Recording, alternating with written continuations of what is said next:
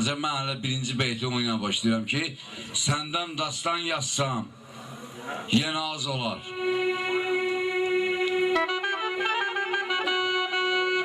Səndən dastan yazsam, yenə az olar.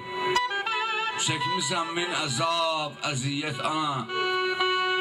Səni görən gözlər heyrətdə qalar. Başın çox çəkibdir bu söhbət ana.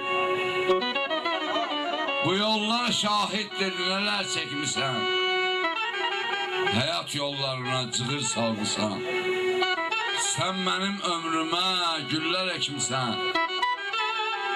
Özünsüz olmuşsan, viran qalmışsan.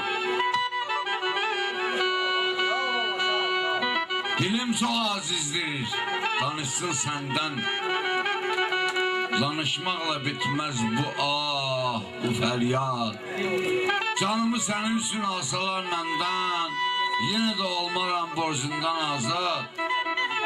Olsa da qardaşım, olsa da bacım, ananın dünyada öz yeri vardır. Ana varsa demək yox ehtiyacım.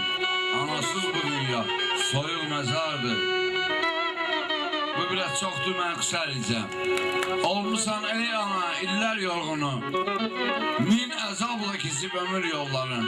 Namərdən bir zaman unutsan bunu. Bu yaşda yüksəkir sənin qolların. Bu yaşda yüksəkir sənin qolların.